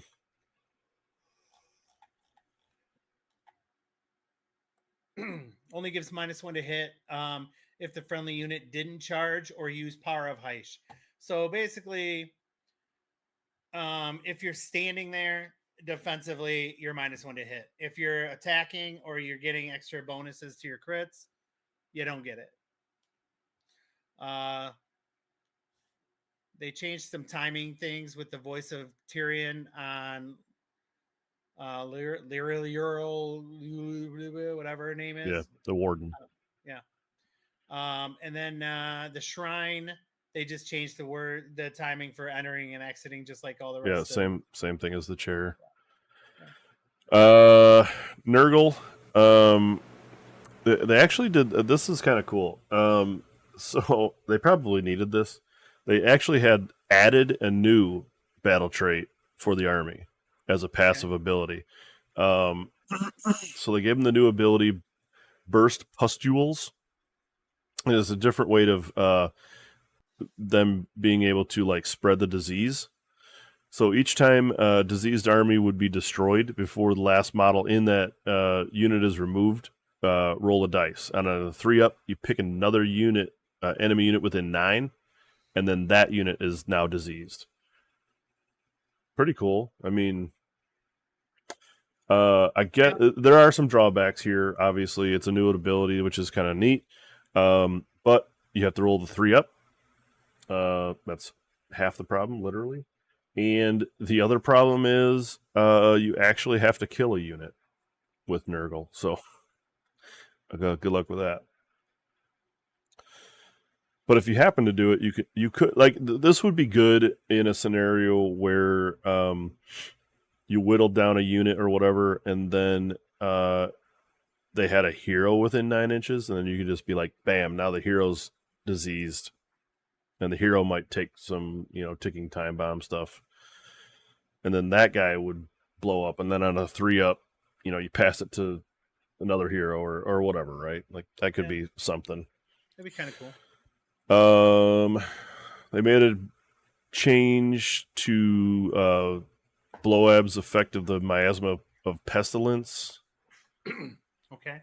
Until the start of the next turn, each friendly unit or friendly ability used to resolve any damage points be allocated to the target. Roll a dice on a 4-up. Allocate 1 additional damage point to the target. Okay. It was a little bit more damage, but probably not a major change there. All right. Now we're into the thick of it. Night Haunt. Did they get nerfed? Answer so. So there's no escape. They made it so it now only affects 1 friendly unit. So only 1 unit can run and charge or run and shoot or whatever it is they can do. Run and charge or retreat and charge per turn. Excellent fix. I think I called that. Dreadblade Heroes Phantasmal Discorporation now only happens during your movement phase, like all of the other teleport abilities except for the twins. And so I mean that just makes it fair. You're still going to see them in every army, probably at least 1 unit of them now, probably not both, but maybe. And then Terrifying Entity, what did they change there? The effect, this unit can use any of the Aura of Dread abilities, even if it didn't have the required keywords for that ability. So like if you take that heroic trait, you like your hero can do any one of the 3 or 4 different ones instead of only the hero one. I mean, the big changes were like all the points of all the desirable units went up, and then you have the change where you can't just run and charge with every unit in your army or retreat and charge with every unit. and and the dread Harrow. blades. Yeah. Yeah, I mean those all three are all both of those moves are huge to I make the think army. I really think like the Dreadblade is probably the biggest one, Oh yeah, right? I mean point Because wise, like that's 12 points a game. you bring one unit of those dudes, and that's 3 tactics instantly that you gonna score. Well, not one unit. You would need 2 units to instantly do it. Well, they help out with 3 tactics that are viable, Yeah, right? right. You could never touch them, you could never get close to them enough, and they would either do that or they would hop back onto an objective after you move your army off of something. It's like it was ridiculous. So only being able to do it in your movement phase is going to completely neuter that unit. I don't agree. I You still can think it's going to be can brought get in every single army. yeah, I know it will be, but it won't be as effective. Like you can get them across the board and take their land, right?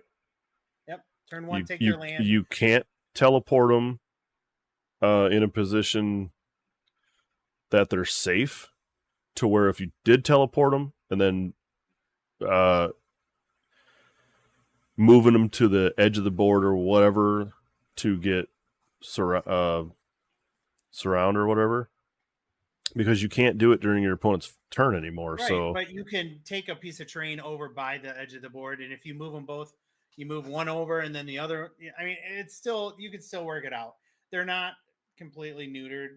It's just I'm just you're gonna have saying, to change the. you better not be playing a shooting army. Well, I mean that's true, but They're dead. There are only 2 models, and there's like 4 total wounds. yeah. I mean, you're right about that. Dreadbait. No, Tim, you can't. That. So, they needed to change that where you could run in charge with every unit.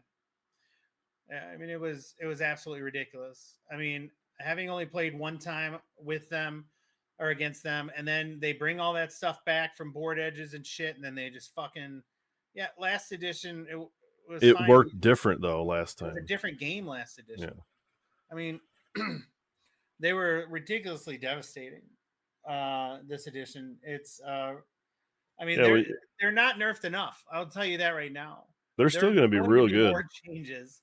Yeah, they're going to still be a top 3 army. They did enough to drop the percent, maybe like 5-ish%, but they were like almost 70% win rate. Yeah, that's wild. I think that one website had them at 72% win rate. Yeah, it's like I don't want to hear you, Tim, sitting in here in our chat whining about nerfs to a 70% win rate army. It had to happen. 5 out of the top 10 people in MIGT were all Nighthawk. Yeah, it's crazy. And who knows? We didn't even go down further than that. You might have had 10 out of the top 20. I don't know. Yeah, I didn't dig that. They're super strong. I thought there was only 9 Nighthawk in the tournament. Yeah. Okay, well, whatever. They're all in the top 20. I bet they're all in the top half. Yeah. The mall. Not good players can play with them, and sure. And like people that I normally beat fairly easily have done really well with them. Let's just say. Yeah, like I said, you basically don't drop a tactic, so that's the problem. Is if you don't outscore them on the primary, very tough to beat them. Yeah, I feel like now I want to play Nighthaunt now that they've fixed them a little bit. Soulblight, or no? Who's next? They made some changes to the Maw Pit, but that was how. Let me see. Clarified wording and timing of the feed the maw and step away from the maw. So within 3 inches, the friendly butcher or the slaughtermaster. We talked about the Kragnos thing already. Orcs.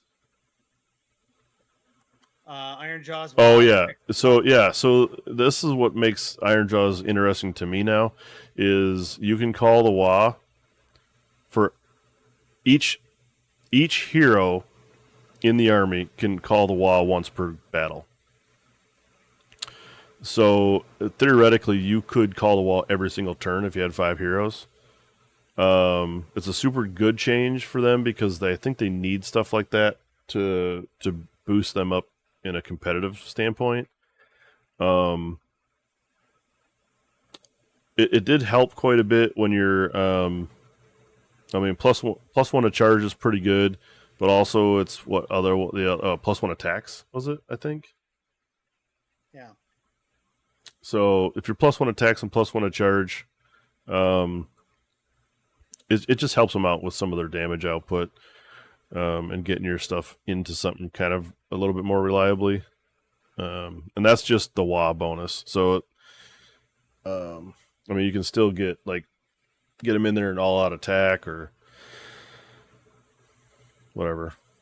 But that's a quality of life change. I don't think that'll make them like super highly competitive because they still suffer from not being able to like hand out freely the plus one damage thing anymore. Yeah, it's pretty rough. So And then they don't have ward saves. I feel like I don't ever like to play any armies without ward saves. Yeah, that was like a culture shock when I played the Iron Jaws against you the other day because I really did feel like I need to roll something else here and I couldn't. I just suffered the damage. Like, oh, that feels bad. But anyway, I like the change to the wall. That's good. No changes to OBR. Nope, don't need it.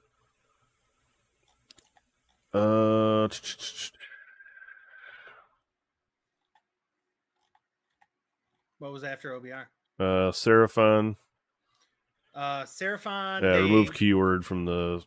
Yeah, they changed Translocate. the word from their teleports. So it's the same thing. Yeah, it's the same thing as the Daughter's Cane treatment that they got. And then they fixed or they clarified Celestial Conduit from their banner. Yep. After Seraphon. Sons of Behemoth was the thing where they the glowy lantern thing where they had to now pick a manifestation lore and you can only summon one of those that from the list or from the group that you picked instead of any.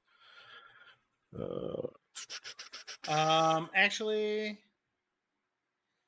it says so they changed it so you're right.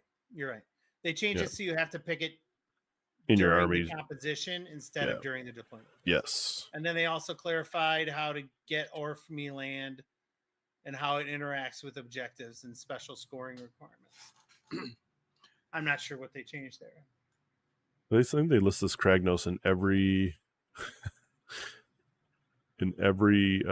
destruction thing. Says on a 2+, move the target 2d6 to a new position in the battlefield, more than one from all models, terrain features, and other objectives. That objective is treated as if it were in the same territories as if it was when it was first set up in the battlefield. So you could kick somebody's home objective into your side and then take it, and it still counts as it's their home objective. If it's their home, yeah. I mean that, sure, whatever. I mean, I don't think anybody's bringing the Kraken Eater anyways. So I used to play the Kraken Eater. Anyway, Soulblight. Soulblight. They changed Torgillus the Chamberlain. They reduced necrotizing bolts to D6 and restricted the trusted lieutenant. You can only target units that have not been targeted by Deathly Invocation now. So basically, you can't just hit. You can't double it up, yeah. And then they clarified Orb of Enchantment, whatever that did. I don't Pick an enemy hero in combat with this to be the target. Must not have had the right wording in it before in the declare step or something. Stormcast. Remove the core. So they made this the teleport thing across the board. Yeah, same type of thing. Remove the core keyword so you can still move your units. Praetors can now use soul bonded while in reserve. Yep. Okay. Here's an actual decent change for Sylvaneth, right? Well, the one I guess I was talking about is how the Wildwoods work. Okay. So you can place 1 to 3 scenery pieces when each time you set up an Awaken Wildwood. And each scenery piece, it like boosts the you add two. Yeah, you add right. The effective range gets bigger, and you add 2 to the health characteristics for each piece that you put out there. That's cool. Yeah, so you could essentially get like a 12-inch bubble if you put the 3 pieces out there, if you can fit it. Blah blah blah. But that makes traveling through the trees and some of your tree effects easier to use when you have a bigger range. Like if you all put all 3 of those trees out there and you had a 12-inch bubble around the trees, could be helpful. It's massive. Yeah. I mean, you got to figure the area inside of that is probably a big 3-inch disc ish. Sure. And then, so you got a 3-inch plate, and then you got 12 inches outside. Yeah. It was probably like a 15-inch circle, 27-inch circle. Yeah. In like radius or diameter. Yeah. Real good. So that'll help them with their movement and shenanigans. Yeah. They also changed the wording of Tree Song to make it easier to set up the Wildwoods. Yeah. Wildwoods now have a 5-up ward, and the range we already talked about. Illyrial Right of Life becomes once per turn army and reduces the damage points allocated to return monsters to 6. And then the Vengeful Skill Root, that endless spell, is also counts as a Wildwood. Oh, cool. Okay. Yeah. That would help too. That's fun. Yep. That's the end of it. Look at that. We made it through. That's it. That's the end of the document. Made it through all 57 pages. A lot of changes. Some just things to clean things up, like the teleportations and the getting in and out of buildings. I don't know if you saw, Tim made a comment when we were talking about it. It also would prevent you from starting here, going into the chair, and then coming over here. You basically teleport, quite a big distance. So that also prevents that kind of thing, I guess. Oh yeah, sure. Yeah. I did do that, and like you jump into the chair, but I only really moved the guy out. Like I said, if he maxed out on the deed points, so he didn't get a benefit from being in the chair, then you bump him out forward. Yeah. I guess you could get like probably you had to be within 3 of the chair to get in it, and then you can move to within 6 to get out of it. 6, not wholly within 6. Yeah, I know, but so that probably gives you a pretty reliable 10, 11, 12-inch move. Yeah, I guess. But most of the guys in that are maybe not 12, but probably like. Well, all those foot guys that can go in there can only move 6. Yeah, but I mean, you could auto run them. Yeah, sure. Or it's really not. It's not that catastrophic of a thing to be like, oh, that's probably too good. Might as well take that effect away from the chair. Yeah. Well, I mean, but they took it away from all the. Yeah, I know. In general, yeah, but. Anything else you want to talk about with that stuff? I liked all the moves to. Yeah, you're right. Luminous are bigger. It might put you in range to cast a spell somewhere different. What was the? Yeah, but you're not. The egregious thing with the Lumina thing is the fucking thing moves. But not until the movement phase. So you would have just teleported. Yeah, but you get out in the movement phase. Oh, do you? Yeah. So realistically, you could get in the thing in the hero phase, move that thing in the movement phase, then jump out of the thing 6 inches. So that is crazy. Well, you could still do that, I think. Not if you can't get out in the same turn you get in it. Well, you can't get in, move, and then do it. But let's say you get in, and then the next turn. Oh yeah, you have to be in there for a turn and then do it, and then whatever. I mean, the big moves were the changes to Lumineth, point wise. Lumineth, yep. Night Hunt got some Night Haunt rule points and updates. rule changes were big. Um, I like the Soul Blight change, the Torgillus. I don't know that I've seen a ton of them, but I think there was probably one or two people running it, and they wanted to Tom Glenn. curb it before it got out of control. Especially since now that there's changes in Night Haunt and Lumineth, there may be less people playing them, and maybe things will, we're gonna see other crazy stuff. Well, we'll see. Yeah, we still never seen any like proactive changes from GW. It's all reactive. Yeah. So we'll see. I think some quality of life improvements that weren't like overly too good, but needed were the Sylvaneth and the Iron Jaws. And they could use more. And I think but I mean, like, long term sure, they're going to get more. But what I like is they made actual changes to rules and not just points, and just they didn't add in a bunch of they didn't go, okay, well, we're just going to give you easier tactics. Good luck. Yeah, I do love that aspect to the rules. They added a rule for Nurgle. I mean, I think it's good signs. Yeah, because before it was literally points updates and tactics, and you just go, oh, here's some new tactics, or we changed your tactics so now you can more reliably get it. Like, who gives a shit about easy book tactics in a game? Easy, yeah. I think overall, for a first group of changes, the things that we kind of wanted or expected happened. Yeah, and we'll see what they do from here on out. If they're going to do it monthly, or if they're going to do it every quarter, or I think they still will do it every quarter.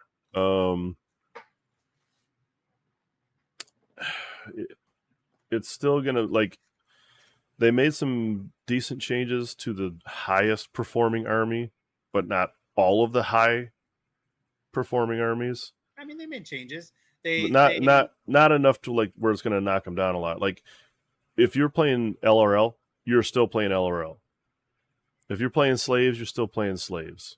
It's not going to knock you off of playing those lists because they tanked them or something. You probably will see a little bit of decrease of people from Night Haunt, maybe. I don't know, but like for instance, let's take Luke for example, right? Performed real well at Michigan GT. Never played Night Haunt before, like a few weeks prior to the GT, right? And he did well because the army performed really good. Yeah, best general. So I don't think he'll stick with Night Haunt. I think he'll probably go back to his Iron Jaws if I had a guess. But I don't know, what's he going to play. Is he going to Atlanta? Have we heard if he's going to? I don't know. I haven't talked to him since. So I want to see what people are playing in Atlanta. Yeah. I mean, they probably will still. If the changes meant anything. Yeah, I guess if you see, like, out of the top 10 at the World Championships, if like 5 of them are Night Haunt, and it's still a problem. LRL, and 3 of them are Slaves of Darkness. Well, you may not get, I don't know, since it's the World Championships, you may not get that kind of like sweeping thing, because, like, let's just say, for instance, like the Walter brothers, right? If they got to go, if they won a ticket or whatever, or get to go, there's also invites. Yeah, I know, but that's what I'm saying. Like, you could just have the good players at their armies go and perform well. Yeah, it might be a little bit different at a World Championships rather than I think Zinch will win. I'm calling it right now. I think because the way they do it, and there's no time per se, because they don't have clocks. Yeah. I think Zinch wins. Zinch could absolutely hammer somebody if they brought like Rob's list of like never-ending dying horrors. Yeah, you literally can't kill the things.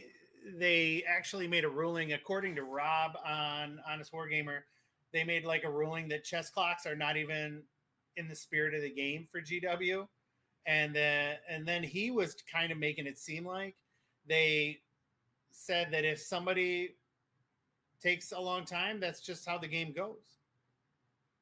Which I Well, think is an absolute bullshit I thing. think. Well, yeah, but I'm sure that they didn't address that as far as match play rules go at a tournament. I think they just. I'm sure they said it and was like, I "Hey, think they were in talking our." about it in reference to the world. Oh, really?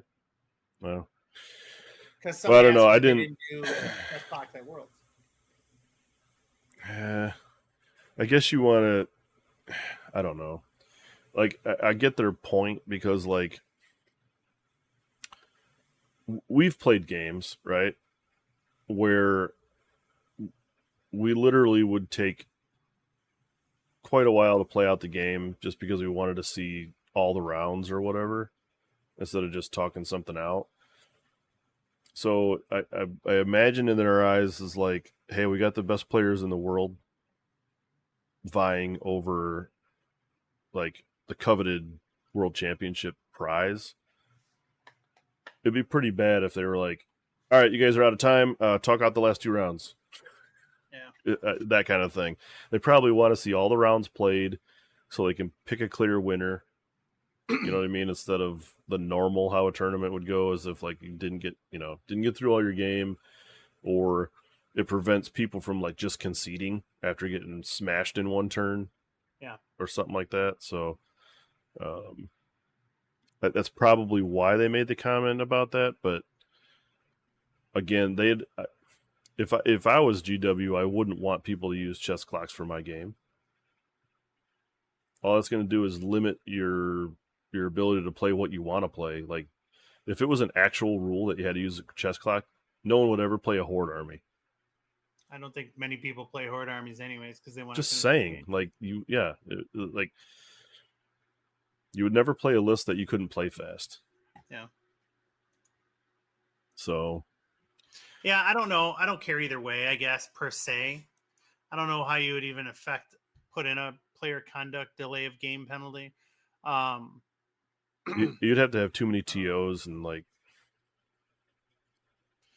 Yeah, I think for that perspective, it would be hard to manage. Yeah, you know. I think in our GT we should just put in the player pack. We encourage and recommend that you talk out games. Oh, it's in there. Go to time. It's in there. Okay, good. There's clear. I don't clear want wording. Someone saying, "Oh, well, that's not in the rules. We don't talk it out. It just ends right here." I think that's bullshit. Yep. I mean, I also think you should, if you don't agree with your opponent, you bring the TO over and then you talk it out. Yeah, that's the third party. We have that wording in our pack too. Cool. 40K does chess clocks. Not every 40K tournament. I don't know. I'd have to ask Chester about that. I didn't see one chess clock at Adepticon. I've never seen one at. Yep, there you go. Not one at Adepticon. Now Tim says they did. I don't agree. I don't think they did. I didn't see if they were using them, but yeah. And then I definitely didn't see them at MI. I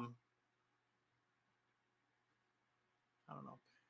Maybe they do.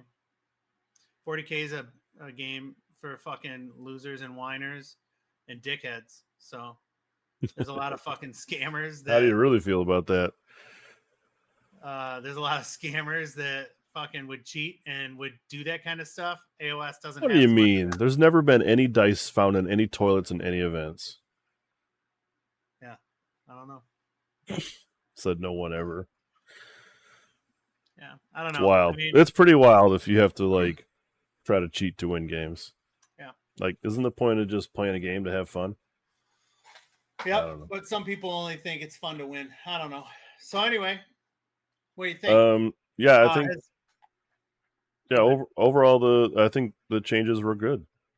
I think they didn't nail it 100%, but I think like there wasn't any bad changes. Yeah, I agree. There was nothing I'd go, oh God, that's gonna fuck up the game.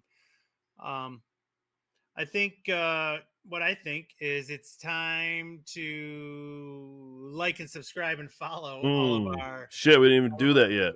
Oh man, we fucked that up. Well, we're on a one-page thing, one-page show notes. So click the bell subscribe, follow for us. Take a look at all of our website stuff. It's going to be in the show notes. Join our Discord.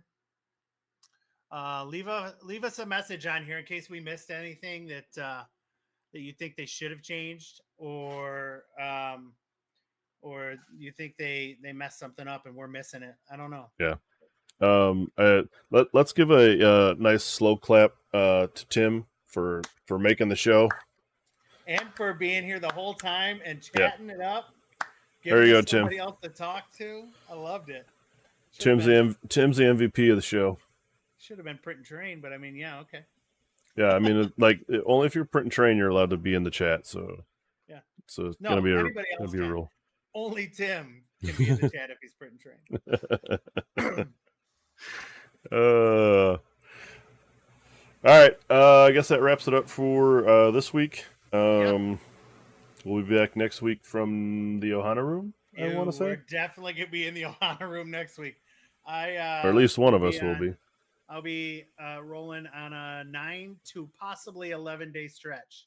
Nice. So, yeah. Day 10, I'm supposed to play a game with Jeffrey. Jeff while I'm up there. So I don't know if I'm going to work that day or not, but somebody asked me and I want the money. So I don't know. Maybe I'll just wake up early and go play and then go to work. Oh, there you go. Could do that. So, yeah, we'll see. But, yeah. All right. Well, I'm sure we'll talk soon. But for the rest of you guys,